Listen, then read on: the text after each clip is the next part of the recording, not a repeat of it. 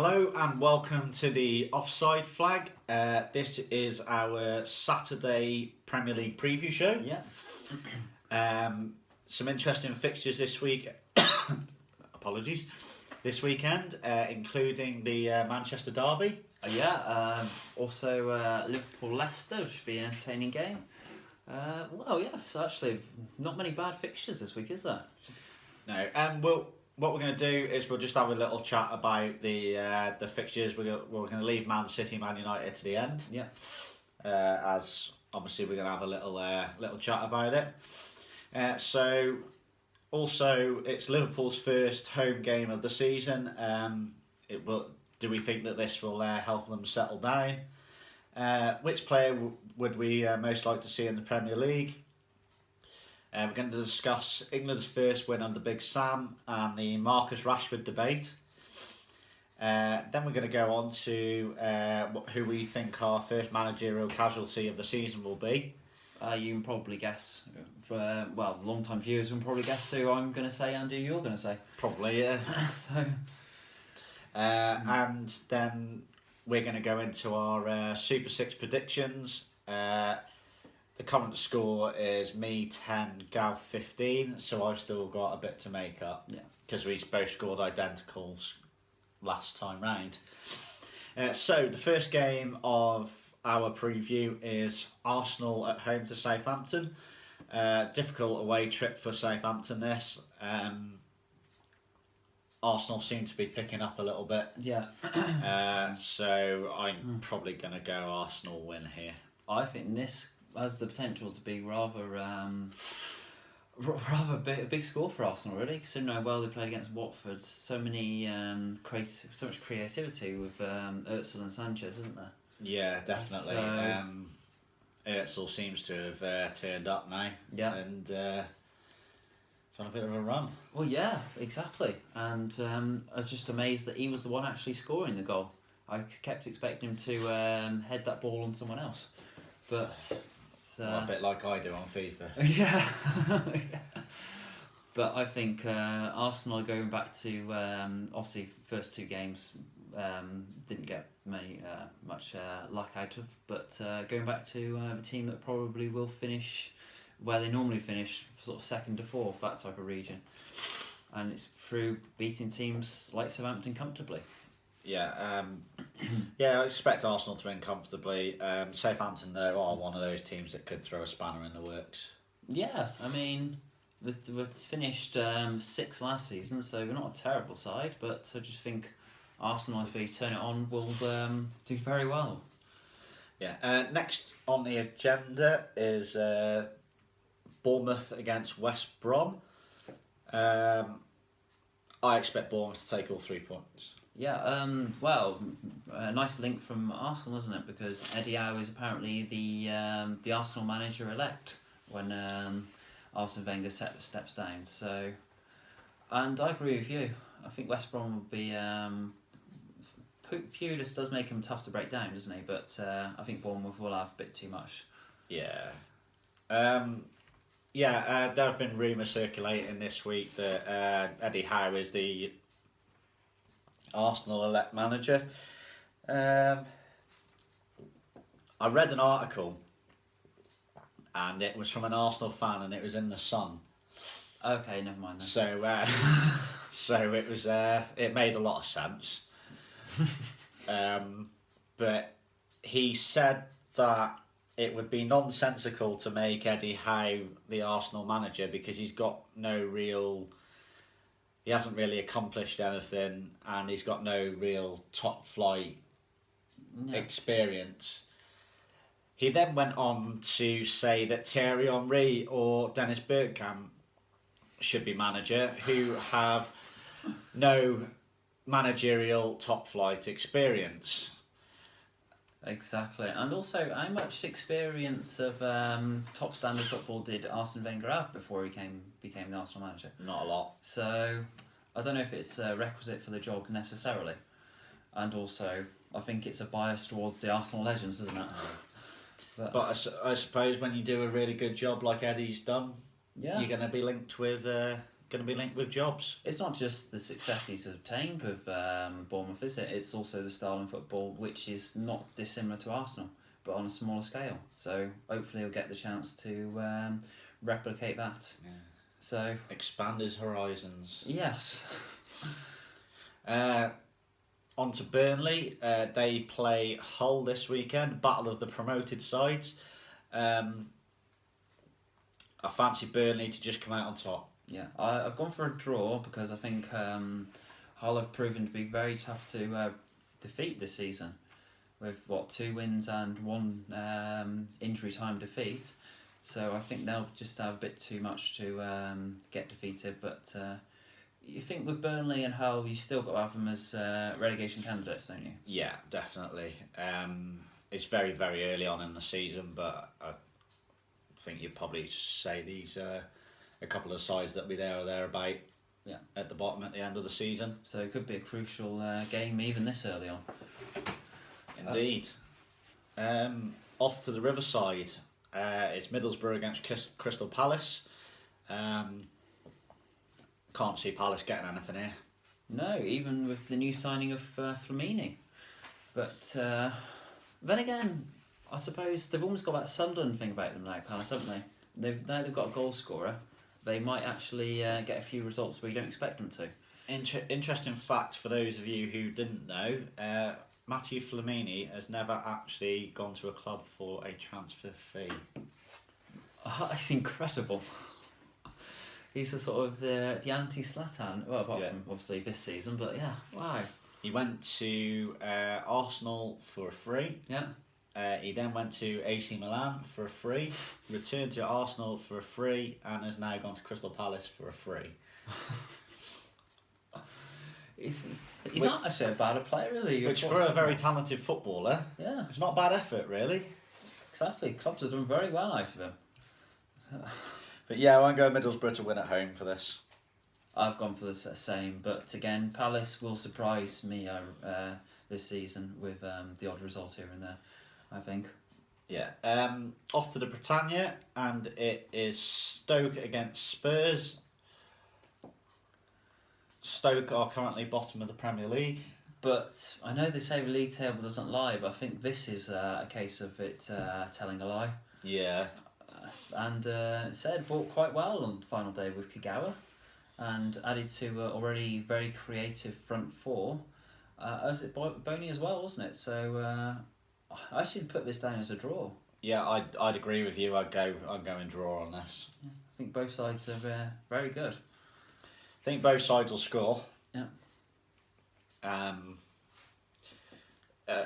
Which is good, really, because only a couple of years ago, any Stoke game that had a nil in it would probably be for Stoke. So yeah.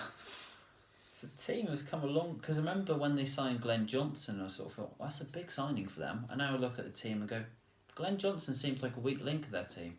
So incredible how much their squad has improved. I suppose it shows that when you stay in the Premier League consistently, how much you can build on it year on year, doesn't it?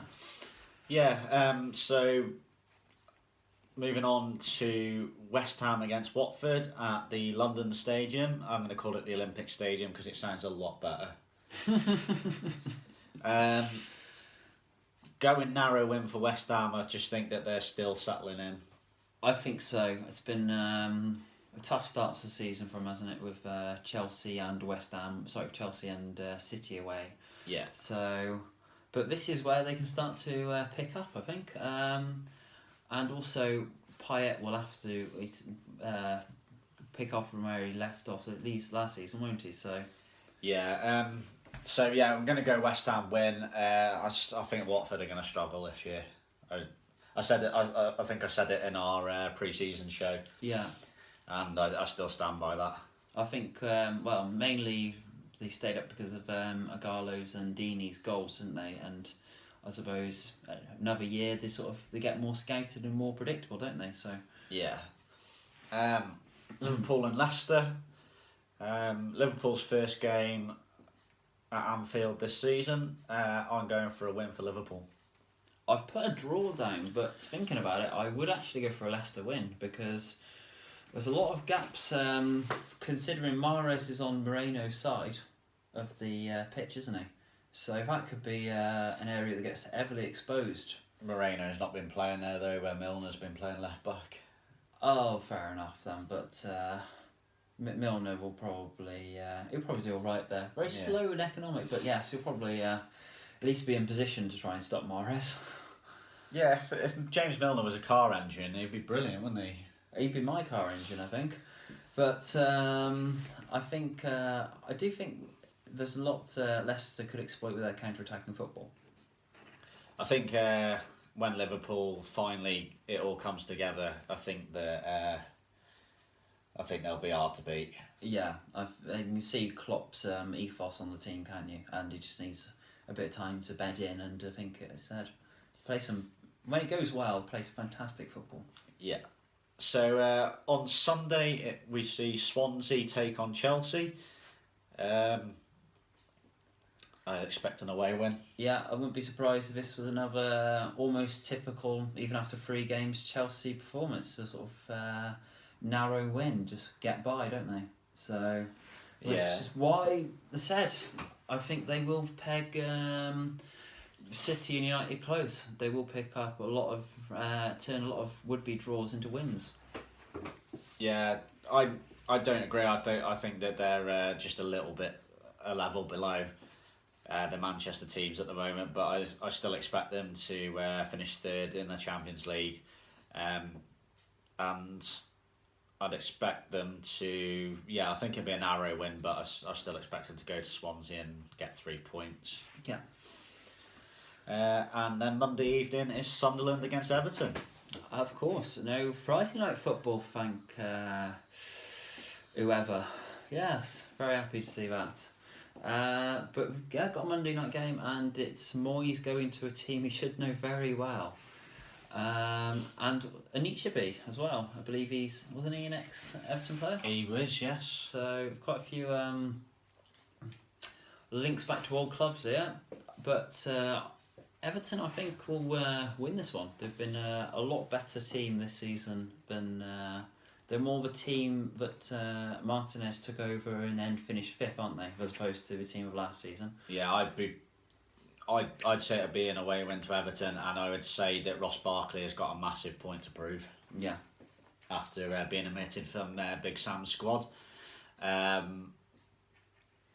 And he should have taken Henderson's spot in the squad, really, for me. So yeah,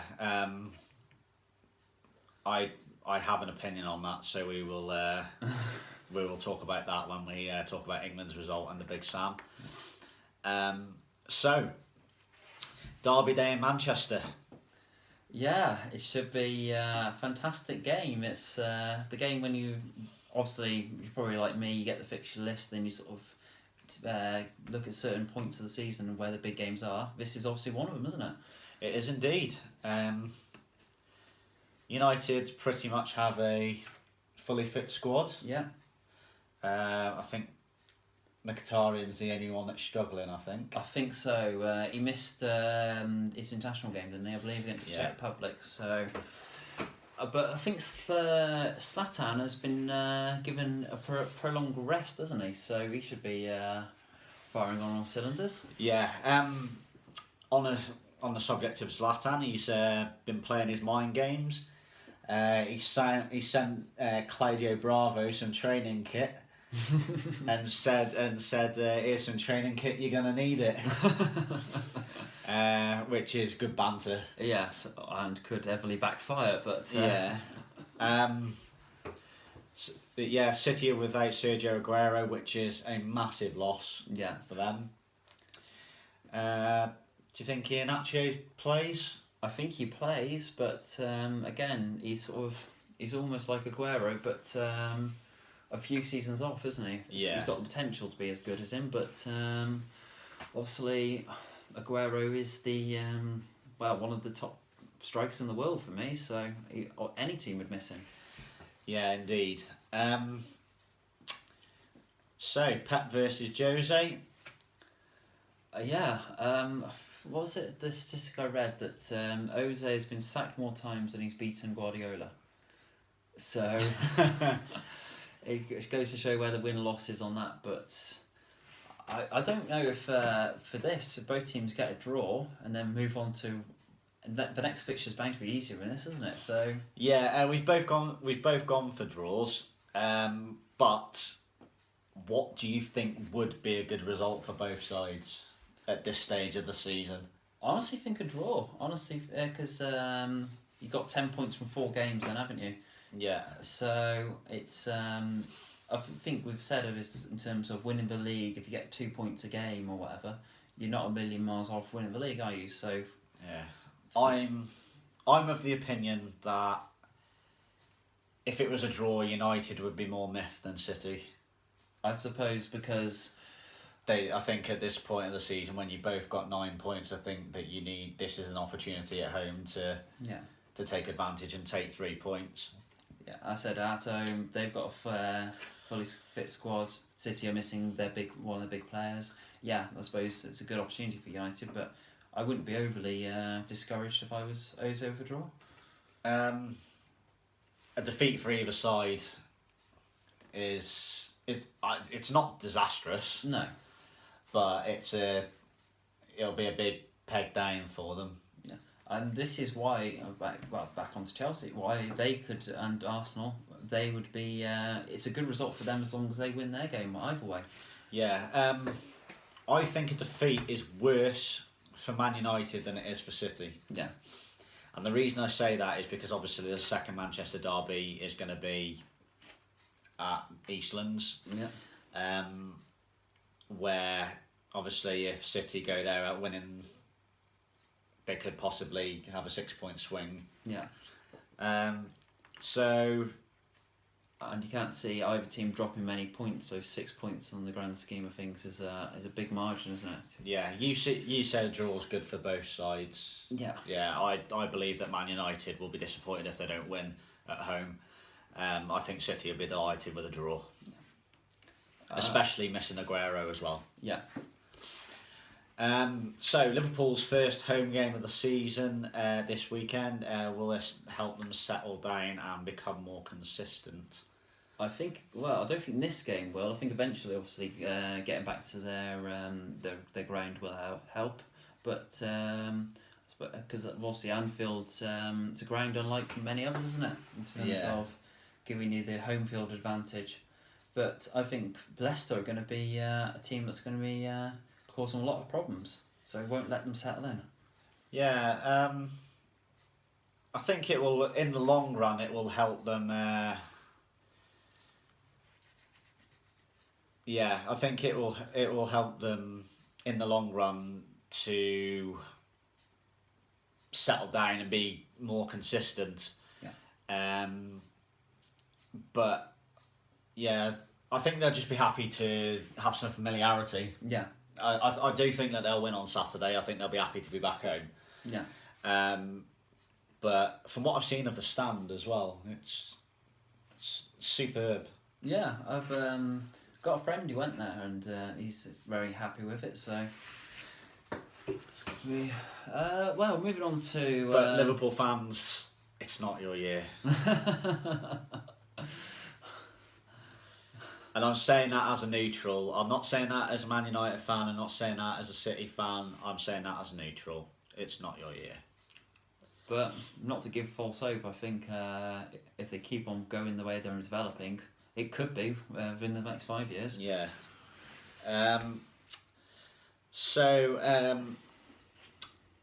We have had debates about world class players. Yeah.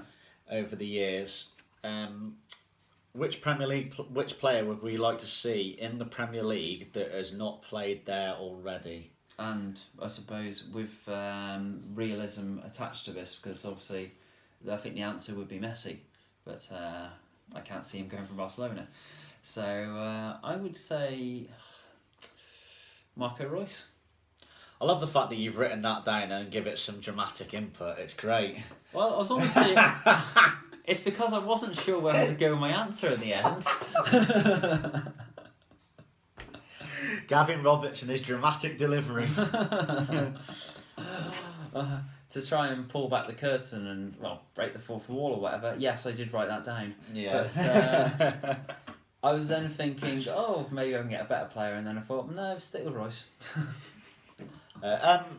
Yeah, I think that everybody's first pick would be Messi to see if he could actually do it in the Premier League. And the answer is yes. He's bound to be able to do it. Could do it anywhere, but. Yeah, but my answer is going to be Messi, but I would like to see, purely because of skill and ability, I'd like to see Andreas Iniesta. Yeah, he's one of the best passers of football I've ever seen. Yeah. So, and the amount of chances he lays on a plate for Messi it's incredible. So, yeah. Because we've had this discussion before about the best player in the world, and I'm leaning more towards your point. It's Iniesta. Well, in the last sort of, maybe not last year, I think he was a bit quieter last year. Yeah. But in the 3 previous seasons to that, when Messi and Ronaldo were sweeping up the Ballon d'Or, yeah, I actually disagreed with it. And I told you, and I spoke to you about it, didn't I? Yeah. And I actually believe that Andreas Iniesta, for about the last 5 years, just because he isn't a goal scorer, is actually been the best player in the world.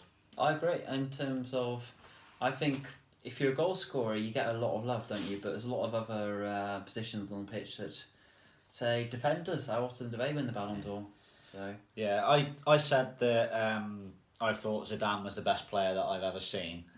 I'd say Iniesta is a very close second. Yeah, I'd actually go with Zidane as the best player I've seen, but I wouldn't like to say best player of all time because of all the great players before him. But yeah, it's said Marco Reus. I think he's realistic because how loyal can you stay to Dortmund when they're always getting rid of all the good players around you? So you never actually. They always seem to replace them well, but you sort of think there's no sort of long-term plan here or whatever. Yeah. There's no stability. You might as well, because a team like Arsenal or someone like that, I think you would slot right in. Yeah. Right. We're going to go on to. We're on the back end of the international break. So we're going to have a quick delve into England's first win under Big Sam. And the questions that have come out of it. First of all, positive to win. Yeah, possibly the most difficult game in the group. Yeah. But apart from the first 20 minutes, it was thoroughly uninspiring. Yeah, and against 10 men as well. So yeah. My issue with it is... However, I think if Martin Skrtel had been sent off in the first half like he should have been, it might have been a lot different. Yeah. My issue is mostly with Rooney, in terms of just going wherever he wanted. In terms of, surely there's no sort of... the manager really should be able to say to him, sort of, no, you play there. Otherwise, I think Allardyce coming out and saying that I can't really tell him what to do is rather... Well, it shows sort of the inmates run the asylum then, don't they? Yeah, I'm not going to batter Rooney, and the reason I'm not going to do that is because I think that he's consistent in every position. True, but it's just the sort of... So the lack of discipline in terms of... If the manager feels like he can't tell a player where to go, surely that's a bigger problem. Yeah, I think he probably said that just to defend him. Yeah. I'd imagine he probably does tell him his position, but I'd imagine it was the manager coming out and defending his captain. Yeah, I suppose, it could be different from what actually was said in the changing room, whatever. Yeah, a few questions out of it. First of all, will Adam Lallana kick on after his goal? I think he will. I think he's a very good player, and I think that was the bit of luck that he needed. Yeah, and he's said playing free-flowing football at Liverpool can only help. Next question is, why the hell is Jordan Henderson in the England starting 11? And it's going to be a quick one because I generally can't answer that. I can't either. I don't know how he makes the squad, so how he makes the starting 11 is very far beyond me. And Ross Barkley, if you're watching, which I know you're not, but if you are, I genuinely feel sorry for you. Yeah, I feel that we don't really have that many celebrity fans. We've tried with 2 or 3, haven't we? But the other one is the Marcus Rashford debate. Should he have been in the squad? For me, no. I know we got a hat-trick against Norway, but it seems like if you're going to start Kane, you've got Vardy, Sturridge on the bench, then what does Rashford offer that's much different from what Vardy would bring if you were bringing him on? So for me, Carroll. I think it's all coulda, woulda, shoulda. Yeah. I said before the Euros, I said go on Roy O'Day to take him for Marcus Rashford. But in reality, I think he should have been playing for the under-21s before he made his senior debut. Yeah. But I do think he's a player that we might end up building our team around. He's a fantastic prospect, isn't he? He is, yeah. Will he be in the World Cup squad in 2 years' time? I think one of the first names. I think he'll probably be one of the... Yeah, I agree with you. I think he'll probably be one of the first names on the squad. And possibly on the team sheet by then. Yeah. He's that good that he's already got a FIFA career mode based on him, hasn't he? So yeah, pretty much. Harry Kane needs a goal. He just needs a goal. I genuinely believe that. It's the old thing of form his temper, isn't it? He's top goal scorer from the last 2 seasons, I believe. So he's said once he gets one, he'll get his confidence back and kick on from there. Yeah, obviously it's been the same. Obviously rival fans have been saying, why is he in this squad? Why is he doing this? Why is he doing that? But at the end of the day, he just needs a goal. Yeah, exactly. It's just got to stick by these players because I know the Euros was terrible for him, but he's still got a very long career ahead of him, and he'll probably be one of the players we look to in the future. So, yeah. The final thing, I'm just wondering if Sam Allardyce has actually finished that piece of chewing gum yet. Yeah, this is. I think he needs a chewing gum sponsor if he does not have one. Okay. Before we go. First managerial casualty of the season and why? Get ready for these surprises. I'm going to go Jose Mourinho. You said surprise. No, I think again it's almost a broken record, isn't it? But Alan Pardew. I think he'll take Palace to where you take any team if you give him long enough. To a relegation spot, and then it'll soon be a case of we've given you 30 odd million to buy a striker and all this. It's really you should be performing better. Yeah, I think they'll be a bit more patient with him at Palace than I think the Tony Pulis will be the first man out. Empty seats, poor football. New owners as well, which is dangerous. Yeah, and I think if they see that the reason why the viewership is down for West Brom is because of the style of football, they're going to go straight to the manager, aren't they? So yeah. Yeah. So yeah, actually, wouldn't be surprised if I was wrong on Pardew. Yeah, I think he's in more danger, Pulis, because of the new owners. But I think we normally sack half the managers every season. Both will go. Yeah, you'd think at some point. So unless obviously Palace go on a really good run. This is the thing. If they won, I think they said Newcastle have won more Premier League games this season. Over the calendar year than Palace. Yeah. It's like, so what's he have to do to get sacked exactly? It's weird, isn't it? Yeah. It's amazing what stats can tell you.